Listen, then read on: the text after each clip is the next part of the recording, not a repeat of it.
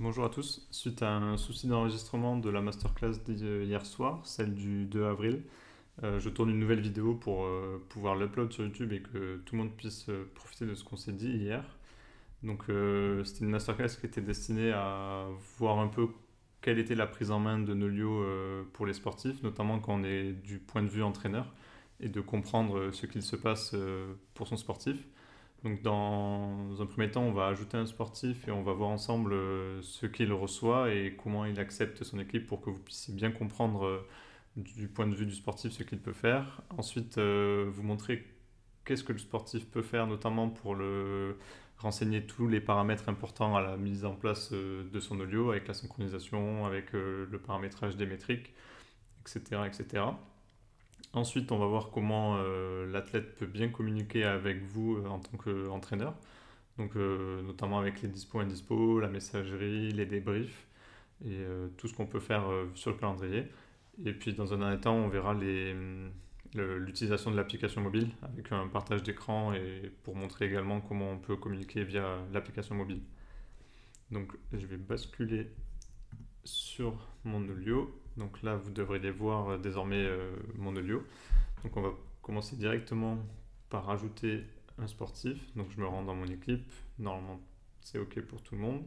Donc on fait clic sur le bouton inviter. On va inviter ce sportif par email. Hop. Vous pouvez également les inviter via votre lien d'invitation unique. Mais là, dans mon exemple, c'est plus simple pour moi de faire comme ça. Donc je vais inviter ce sportif. On voit bien qu'il apparaît en sportif en attente. Du coup, l'idée maintenant, c'est de basculer sur le compte de ce sportif et de voir les différentes étapes qu'on va faire.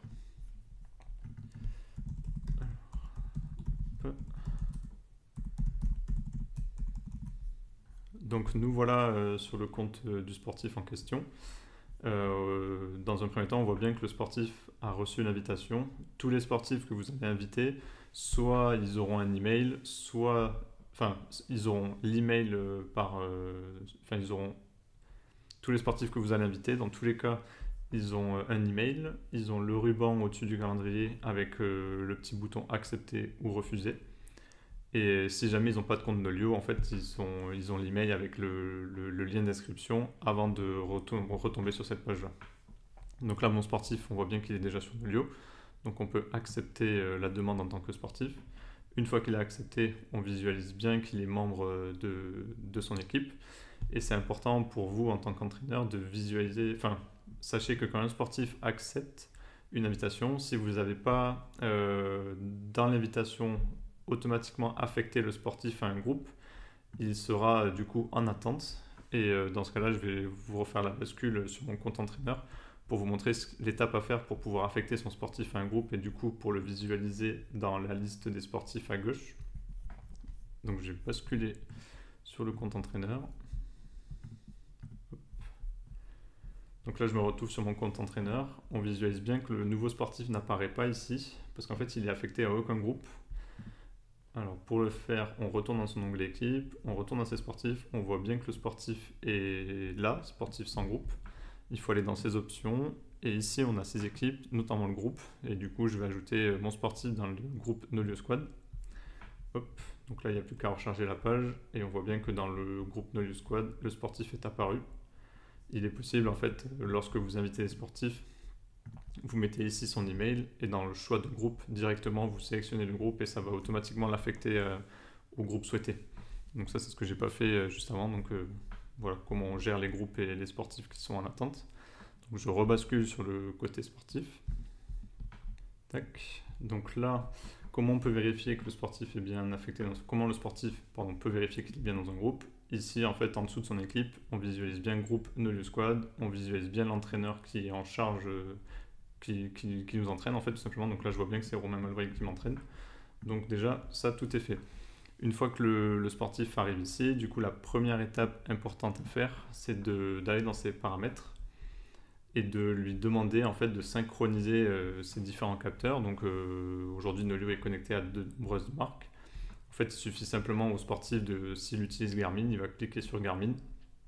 Ça va automatiquement lui envoyer une page de connexion côté Garmin. Donc là, il faut bien leur expliquer qu'il ne faut pas qu'ils créent de compte, il faut juste qu'ils se connectent à leur compte Garmin qu'ils utilisent déjà. pour ensuite récupérer toutes les données. Donc dans ce cas-là, je ne vais pas pouvoir aller plus loin parce que je n'ai pas de compte dédié à ce sportif-là. Mais une fois qu'on a fait et qu'on a validé la connexion, il y a un petit bouton accepter qui va ensuite vous permettre de passer le bouton Garmin ici en vert. Et à partir de ce moment-là, lorsque vous allez cliquer sur ce Garmin-là, il y a un petit bouton bleu importer mon historique. Et à ce moment-là, en fait, toutes les données présentes sur le compte Garmin du sportif seront automatiquement importées sur Nolio. En fonction de la durée l'échelle de temps d'importation, ça peut prendre plus ou moins longtemps. Je sais que sur Garmin Connect, on peut importer l'intégralité des séances réalisées. Donc parfois, il y a plusieurs années de données. Si c'est ce cas-là, ça peut mettre plusieurs heures, voire journées. Ça dépend aussi de la connexion. Donc il ne faut pas être inquiet si votre sportif n'a pas ces données tout de suite. Sachez par contre que ça dépend énormément de la marque et du modèle de montre, etc. Garmin Connect, on peut récupérer l'intégralité. D'autres marques font que le dernier mois, etc. Ça varie, donc ne soyez pas surpris s'il manque des données ou si tout n'est pas remonté, c'est que c'est possible que la marque ne le fasse pas. Donc une fois qu'on a le calendrier de son sportif, la deuxième étape hyper importante pour lui, c'est d'aller dans l'onglet suivi métrique. Donc ça, on est bien sur la page de son athlète. Vous, en tant qu'entraîneur, vous avez également la possibilité de mettre à jour les métriques intéressantes, mais c'est parfois plus simple directement pour l'athlète de le faire s'il connaît ses valeurs. Et notamment, il va pouvoir venir mettre à jour sa FC Max, mettre à jour ses indicateurs, ses métriques de performance. Par exemple, là, le sportif peut très bien dire qu'il a une FC Max de 200 le 3 avril quand il vient d'arriver. Comme ça, on le met à jour. Il peut dire qu'il a une VMA de 16 km/h, etc., etc. Ça va lui permettre du coup de renseigner ses métriques. Une fois que ce sportif a mis à jour les métriques importantes, s'il est nouveau sur Nolio, ça va automatiquement synchroniser avec votre modèle de zone à vous, parce qu'en fait, il n'avait pas d'historique, donc il n'avait jamais eu de modèle, et ça va automatiquement récupérer le modèle de l'entraîneur. Par contre, si c'est un sportif qui était déjà sur Nolio et qui avait déjà un autre entraîneur par le passé, il faut savoir que ça va conserver l'ancien modèle de son ancien entraîneur. Donc en tant qu'entraîneur, en tant que nouvel entraîneur, vous avez la petite manipulation à faire, c'est de retourner dans vos zones d'entraînement, dans vos paramètres, de choisir le nouveau sportif que vous venez d'intégrer et ainsi de lui appliquer votre modèle de zone pour que les bonnes valeurs, pour que votre modèle à vous soit bien pris en compte et que vous puissiez travailler dans les meilleures conditions. C'est une petite parenthèse pour vous en tant que coach, mais pensez-y. Parfois, les anciens sportifs qui avaient notre coach conservent les anciens modèles et du coup, ça ne marche pas avec vos zones, etc. Donc là, on vient de voir comment ça se passe du côté sportif, qu'il a pensé à synchroniser ses données, il a mentionné ses métriques. Et du coup, maintenant, le travail peut commencer. Donc il faut savoir que chaque sportif, au début, il peut très bien rajouter des événements dans son calendrier. Par exemple, là, on est le 3 avril et il peut très bien dire que le 13 avril, dimanche prochain, il y a une compétition. Donc le sportif, il va cliquer sur la journée dans le calendrier prévisionnel. Il n'a pas besoin d'être premium, il peut très très bien ajouter des compétitions, des notes. Donc qu'est-ce que le sportif fait? Il va ajouter une compétition. Il va dire qu'ici c'est la compétition numéro 1, c'est une compétition de cyclisme. Donc hop, il dit que c'est un objectif secondaire ou principal, peu importe. Donc on va mettre secondaire dans ce cas-là. Ça sauvegarde. Et en fait, le sportif va pouvoir ainsi commencer à remplir son calendrier avec ses différents événements qu'il souhaite préparer. Il aura certainement une autre compétition au mois de mai, le 11 mai par exemple. Donc là, on va pouvoir mettre compétition 2. Hop, et cette course, ça sera un objectif principal pour lui. Donc c'est comme ça que le sportif va pouvoir communiquer avec vous et vous mentionner différents événements qu'il souhaite faire. Et comme ça, en tant qu'entraîneur, vous allez pouvoir adapter son planning pour qu'il puisse participer aux compétitions qu'il souhaite dans les meilleures conditions possibles. Bien évidemment, en tant que coach et athlète, vous pouvez communiquer entre vous dans le but de voir les événements qui sont le plus importants à faire. Dans ce cas-là, il y a une messagerie directement sur Nolio. Donc il est possible pour le sportif de faire un nouveau message, par exemple, de choisir son destinataire, donc dans ce cas-là, son entraîneur. Et ici, il va pouvoir vous écrire, vous poser vos questions, etc. Donc en fait, quand il fait envoyer, ça va automatiquement envoyer le message dans votre conversation à vous. Et vous allez voir les messages apparaître. Et vous allez pouvoir communiquer sur les différents événements qui arrivent, les différentes courses, etc. etc. Donc c'est plutôt intéressant pour communiquer. Ensuite, le sportif peut également ajouter des notes. Par exemple, tout bête, je suis en déplacement du 1er au 4 mai pour le travail par exemple, donc je vais pouvoir cliquer sur un événement, une note, et ici je vais mettre déplacement pro par exemple, donc ça démarre le 1er mai, ça finit le 4, hop. Et par exemple, je vais mentionner que je suis indisponible parce que déplacement pro, je vais mettre une couleur rouge pour que ça soit visible pour le coach. On pourrait mettre un commentaire si on le souhaite. Et en fait, comme ça, mon entraîneur sait que du 1er au 4 mai, je ne suis pas dispo pour m'entraîner. Et ça lui permet du coup d'adapter au mieux la planif et de voir ce qu'il est possible de faire ou pas. Donc ça, c'est aussi un très bon point. Pour les femmes, il est également possible de mentionner les cycles menstruels, si jamais c'est parfois important dans le sport de savoir cela avec votre entraîneur. Donc vous pouvez également faire ça.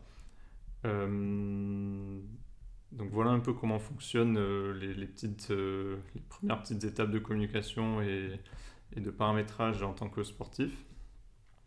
Je vais basculer sur mon téléphone pour vous montrer aussi ce qu'on peut faire avec le téléphone. Alors, je vais lancer l'appli Nolio. Donc là, je me retrouve, par contre sur mon téléphone, je suis désolé, c'est mon profil, c'est mon profil personnel, à la fois compte entraîneur et compte sportif. Donc je vais pouvoir vous montrer d'autres petites subtilités, mais voilà, on retrouve un peu la même chose. Donc dans la messagerie, on voit bien que le sportif communique ici, donc je peux lui répondre à ce moment-là. C'est exactement la même chose en tant que sportif et entraîneur. Donc on a bien la messagerie en bas du menu. Dans le calendrier, quand on est sportif, il y a une fonctionnalité qui est hyper intéressante à faire, c'est la mention des disponibilités et indisponibilités. Donc il suffit de cliquer sur le bouton plus en haut à droite. Donc je vais mettre dispo, indispo, on va aller au mois de mai pour préparer le prochain mois. Donc là, du 12 mai au 18 mai, par exemple, je vais dire que lundi, je suis disponible. Hop, mardi aussi, mercredi aussi. Jeudi, je suis pas dispo, je dois être au travail. Vendredi, je suis dispo, week-end dispo, etc. Donc une fois qu'on a fini la semaine, on peut valider sa semaine avec le petit bouton bleu en bas. Et ça permet ainsi pour mon sportif, pour mon entraîneur, il va voir que la semaine du 12 au 18 mai, je suis disponible tous les jours sauf le jeudi. Et ainsi, il va pouvoir adapter le planning d'entraînement. Donc ça, c'est aussi une fonctionnalité qui est intéressante en tant que sportif, penser à faire pour accompagner les échanges et pour faciliter la planification de son entraîneur. C'est également possible en tant que sportif, lorsqu'on n'a que l'application, si on veut mettre à jour les métriques, comme je vous ai montré juste avant sur l'ordinateur, il suffit de cliquer sur l'onglet Suivi. Vous avez la partie métrique qui apparaît au milieu. Et lorsqu'on est sur ce menu-là, en fait, il y a les différents onglets catégories de métriques. Donc si on veut aller dans l'onglet Performance, on va pouvoir ici venir mettre à jour sa VMA. Donc c'est comme sur l'ordinateur, il y a un bouton bleu en bas, on fait ajouter une valeur, on met la valeur qu'on souhaite. Donc on fait ça pour toutes les métriques souhaitées de performance. On peut également faire ça pour les métriques de cardio, donc notamment la FC Max. Donc je peux ajouter une valeur ici et voilà, mentionner la nouvelle fréquence cardiaque que je souhaite utiliser. Hop. Et ensuite, sur l'application mobile, également des petits paramètres en tant que sportif. C'est que vous aviez ici, tout en haut, on visualise les objectifs, donc les prochains événements auxquels on souhaite participer. Juste en dessous, on voit les métriques. Et voilà, c'est des petites infos nécessaires que parfois on oublie. Et pensez, ça m'est déjà arrivé, il y a certains sportifs qui ne visualisent pas les calendriers prévisionnels sur l'application mobile. Il faut penser à bien switcher du calendrier prévu au calendrier réalisé afin de bien visualiser les séances à venir et ainsi voir ce qu'on a à faire dans les prochains jours ou le jour même. Donc ça c'est bon. On va basculer sur l'ordinateur. Donc voilà, là on a fait un peu le tour de toutes les fonctionnalités intéressantes. Faut savoir qu'en tant que sportif, il est également possible de mentionner des mémos qui vont être destinés des mémos qui sont partagés avec son entraîneur. Par exemple, si on a des caractéristiques particulières ou si on a des allergies, j'en sais rien, pour X raisons, on peut très bien partager des informations à son entraîneur. Donc voilà, ça peut l'aider et l'accompagner dans sa planification. Vous avez ici plusieurs paramètres à titre informatif que vous allez pouvoir mettre à jour, notamment la taille, le poids, la date de naissance. Voilà. C'est plus pour vous, pour compléter votre profil et qu'il y ait le plus d'infos. Donc aussi d'autres paramètres intéressants en tant que sportif. Il y a les options de sportif qui sont dans vos paramètres. Et vous pouvez également mettre automatiquement les notes de cycle menstruel lorsque vous êtes une femme. Ça vous évite de les remettre à chaque fois. C'est souvent synchronisé avec les applications Garmin et d'autres marques qui font ça. Et voilà, ça permet de donner plus d'infos à son coach. Et ensuite, vous avez aussi la possibilité d'autoriser à votre entraîneur s'il souhaite modifier vos zones, votre profil, vos équipements, etc. Donc voilà, ici c'est assez intéressant de venir en tant que sportif pour visualiser qu'est-ce qu'on souhaite partager ou pas. Tac. Et aussi, en parlant d'équipement, en fait, vous avez dans le petit onglet plus la possibilité lorsque vous êtes sportif, d'ajouter vos vélos, vos chaussures, etc. Et du coup, de savoir le nombre de kilomètres qu'il reste. Donc dans ce cas-là, j'ai pas de données. Je vais me connecter. Alors, il y a aussi, alors je suis revenu sur mon profil d'athlète, de mon profil personnel avec mes données. Donc il y a des petites informations qui sont intéressantes aussi à visualiser. C'est lorsqu'on clique sur le bouton plus en tant que sportif, on peut venir gérer ses équipements. C'est quelque chose que parfois pas grand monde fait, mais c'est assez intéressant. Par exemple, on peut venir ajouter les vélos, les chaussures qu'on a. Notamment là, j'ai acheté un nouveau vélo et en fait, on peut le mettre par défaut. Et donc, sur toutes les séances de vélo que je vais réaliser à partir du moment où j'ajoute cet équipement, je vais pouvoir visualiser le nombre de kilomètres que j'ai fait avec ce vélo-là. Pareil pour les chaussures, donc dans mon cas, j'ai pas de chaussures, mais ça permet de savoir le nombre de kilomètres que possèdent mes chaussures et pourquoi pas les changer si on se rend compte qu'il y en a beaucoup. C'est intéressant aussi de le faire avec les chaînes. Par exemple, voilà, on voit que j'ai une chaîne qui a 2000 km.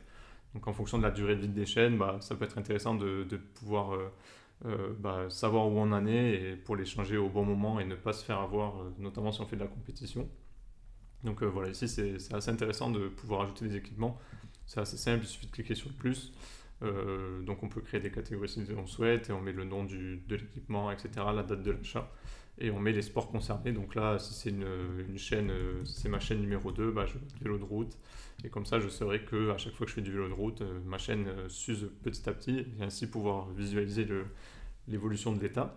Et aussi, lorsqu'on est sportif, on peut visualiser les compétitions. Il y a un petit onglet où on voit toutes les compétitions auxquelles on a participé. Donc toutes les compétitions qu'on a réalisées. Donc là, j'ai changé l'échelle de temps pour on peut mettre à jour le tableau. Donc on voit que depuis le 6 octobre 2024, j'ai fait un semi, un marathon et j'ai fait 2 courses. On retrouve le RPE, on retrouve la distance et le temps qu'on a fait. Donc ça permet de visualiser son historique et de pouvoir retrouver ces informations-là.